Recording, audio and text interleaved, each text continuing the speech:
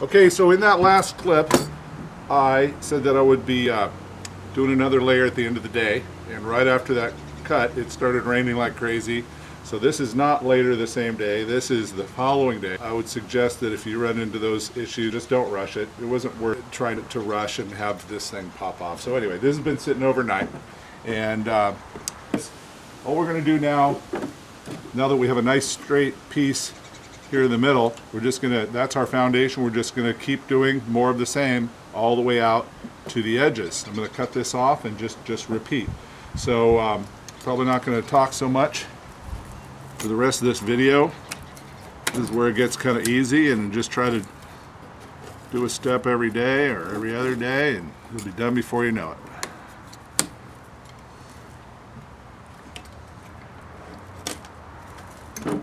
Okay, now I've cut all the shrink wrap off, taken my clamps off. I've got my two pieces that I'm going to glue on right here. And this time I went ahead and took the time to scarf these ahead of time. Again, you know, best not to try to rush it too much. Just one less thing to fight with. I do want to, at this point, talk about two mistakes that I've seen people make.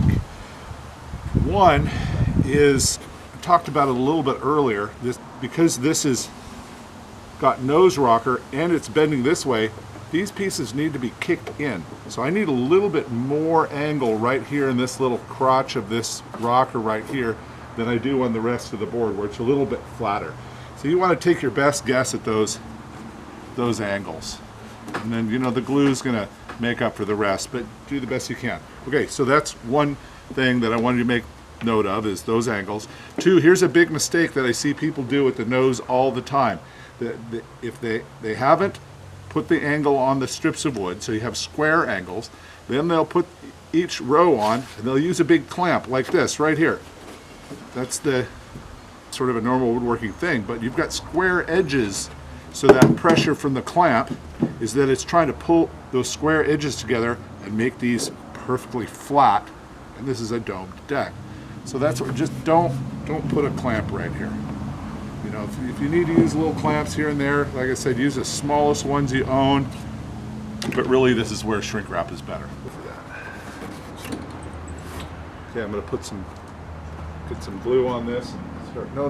What I need to do next, shrink wrap. Don't forget to put the shrink wrap in first, otherwise you'll do like I did in the last video. Your glue will be drying while you're adding the shrink wrap.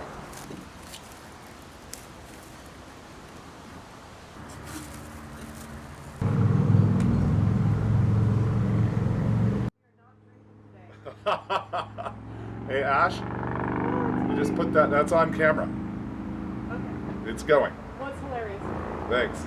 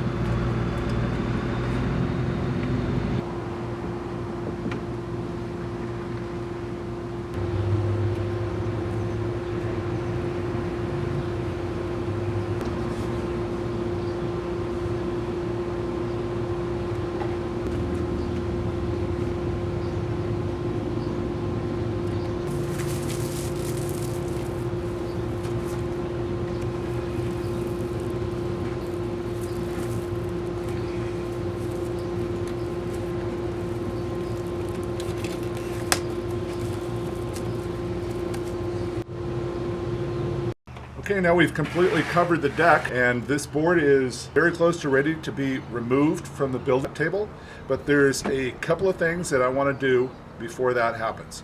Number one, I'm going to take the opportunity to pre-shape down some of the taller edges. Before I do that, I went ahead and sharpened my block plane. And then the last thing I'm going to do while it's still attached to the table is trim the outer edge, rough trim it. I'm not going to trim it till its final shape. So let me get rid of this sharpener. Okay, we've got our two little rail strips that you saw me put on in an earlier video that run nose to tail on the board. And what I want to do is a lot later, I'm going to end up trimming and sanding this top up to those strips and define my final shape. But I don't want to do that final sanding until the bottom's on. I want to do the bottom and top together, so they go together. I'm going to use a nice sanding block and eyeball them both and get them real nice and perfect. If you try to get the top perfect first, and then match up the bottom later, it's just a little harder. So I'm going to go within about 1/4 of an inch of these little strips. I know it's hard to see, but I'm trying to say it verbally what I mean. I hope I'm getting that. So the strips that are right below the top right here, I don't want to trim up to them. I want to trim up to within about 1/4 of an inch. Because later I'm going to take that last 1/4 of an inch now. So since I can't see that on top, I just need to transfer the mark up to the top. So it's pretty simple. Over here at the edge, I'm already there. This is already just hanging over only about 1/8. So I'm just going to kind of keep measuring right on down here. There's about where 1/4 starts. So that's where I'm going to start trimming. Okay, so I'm marking this with a Sharpie. I wouldn't recommend you do that. I'm only doing it so that you can see the line in this video shoot. But the Sharpie is probably the ink might wick down into the Paulownia a little bit. So I would use a pencil. So this is one of those do what I say, not what I do deals.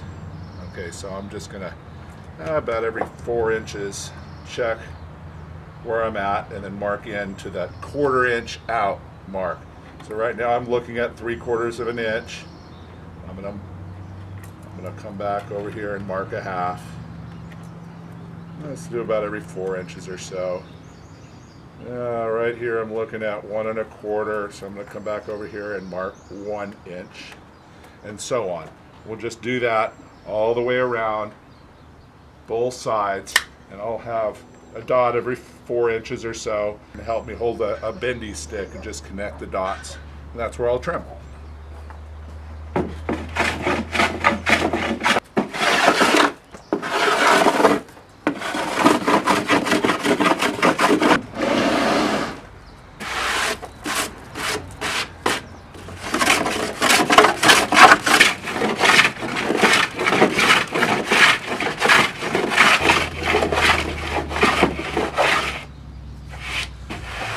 Now you may have noticed that with my block plane, I change the angles and directions a lot as I go. On each one of these strips, I can tell if the grain's going up, working against me, or working the correct way to make a smooth cut.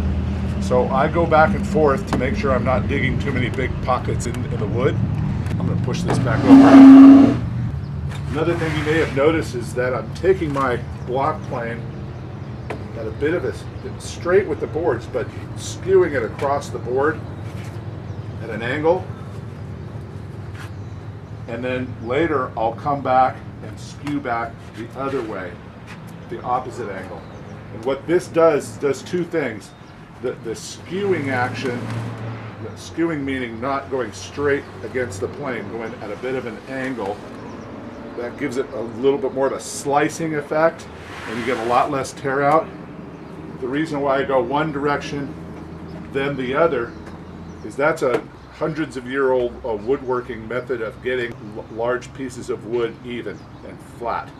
What you're doing is you're taking the high spots off going across this way, and then if you've left any lateral ups and downs when you change directions, this way takes off those high spots. So if you just alternate back and forth pretty much at a 45-degree angle, the key to a really shiny, flat finished glassing job is flat woodworking, flat and even. Obviously it's not a flat surface, but you know, even.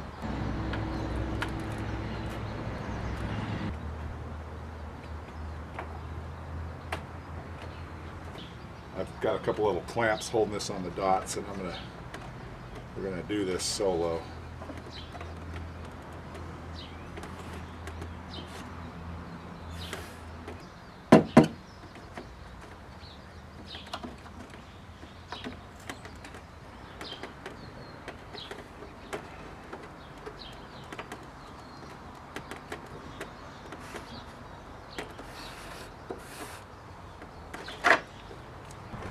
Okay, so I've got the top of the board somewhat smoothed out, and I've got my outer markings laid out 1/4 of an inch outside of my rail strips. So now I'm kind of excited. This is a fun part, to start to see the shape of the board when I trim these edges. You can really bust this board apart at this point if you're not careful. What you want to do is use the gentlest tool. You can get the job done without tearing up the edges or cutting into the balsa strips or having some problems. So look at the tools you have available to you. Obviously, the really aggressive ones, no. These are some of the other tools that I'm considering. I don't think I like the jigsaw because the board is angled slightly, and I'm a little, this is long, I'm worried I'm gonna hit some parts I don't want to hit, and it's just too much of a jarring action. So I'm gonna put that with the chainsaw. So I have this little, I don't even know what the name of these tools are. This is a real gentle tool. This is probably the one, but I don't have the patience to wait for it, and I don't know if my neighbors are gonna like the noise this one makes so much. So this is really kind of the right tool if you want to be careful. But I'm gonna go for my little skill saw. I've got this little 4.5 inch skill saw. That what I'll do is I'll set the depth, only the depth of the decking, and I'll very carefully follow that line. So this is what I'm using.